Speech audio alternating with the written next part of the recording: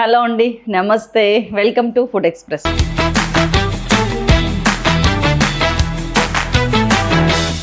అదిరేటి రుచుల్లో ఇవాళ అదిరిపోయే కాకరకాయ ఫ్రై లాంటి పచ్చడి లాంటి కూర లాంటి ఒక అద్భుతమైన రెసిపీ అండి. ఇంగ్రీడియంట్స్ చూద్దాం రండి. ఉప్పు, పసుపు, కారం, మినపప్పు, ధనియాలు, ఆవాలు, జీలకర్ర, మెంతులు, ఎండు కొబ్బరి, కరివేపాకు, ఇంగువ, బెల్లం, కొత్తిమీర, ఆయిల్, నిమ్మరసం, ఎండుమిర్చి. కాకరకాయ జస్ట్ 300 గ్రాములు తీసుకున్నానండి. నేను ఒక 75 ml ఆఫ్ వాటర్ పోసేస్తున్నాను. బెల్లం ఒక 2.5 to 3 teaspoons అండి. ఎందుకంటే మరీ బెల్లం తీయగా కొడితే బాగోదు, మీరు ఇంట్లో తినే వాళ్ళని బట్టి. అదే మీరు బెల్లము వేయలేదనుకోండి మీకు చేతి తెలుస్తుంది, కానీ బెల్లం వేసినంత మాత్రాన్ని తీపి మాత్రం తెలియదు. అది నేను గ్యారంటీ ఇస్తాను. అండ్ ఉప్పు జస్ట్ ఒక 1/2 teaspoon వేసేస్తున్నానండి. మంచిగా మూత పెట్టాను, మీడియం ఫ్లేమ్లో పెట్టేశాను. ఒక 8 నుంచి 10 నిమిషాల వరకు ఆ వాటర్ అయిపోయేంత వరకు కాకరకాయని ఉడికించండి. పార్ట్ 2లో పోపు వేసేసుకుందాం స్టార్టింగ్, సో దట్ అది చల్లారుతుంది లోపు. ఒక చిన్న కడాయి తీసుకున్నాను, పోపు కడాయి అనేది.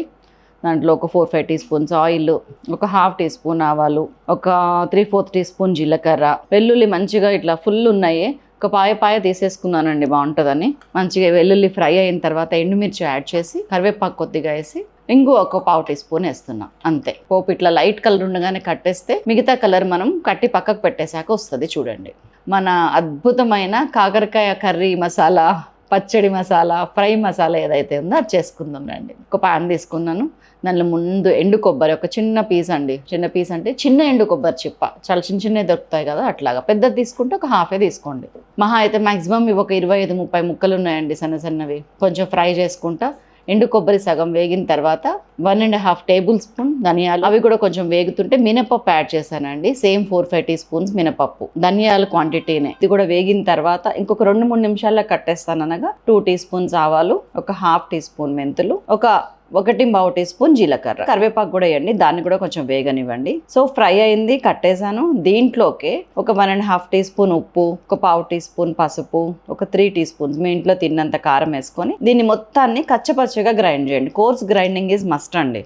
ఇప్పుడు ఆయిల్ తీసుకున్నాను. మనం చక్కగా ఉడకబెట్టిన కాకరకాయ ముక్కలు చూసారా, వాటర్ లేకుండా ఎట్లా అయిపోయినాయో, దీన్ని ఆయిల్లో డీప్ ఫ్రై చేస్తున్నా. డీప్ ఫ్రై ఏంటంటే ఆల్రెడీ బెల్లం కలిసింది కాబట్టి మనం కలర్ వచ్చింది కొంచెం, సో దాన్ని మనం ఆయిల్లో వేస్తే ఇంకొంచెం కలర్ వస్తుంది. అంటే పూర్తిగా వేగకుండానే వేగిన టెక్స్చర్ వస్తుంది, కానీ వేగదన్నమాట. అలానే ఉండనివ్వండి. మరి నల్లగా ఫ్రై అవ్వాలి, కరకరలాడేట అవ్వదు ఇక్కడ.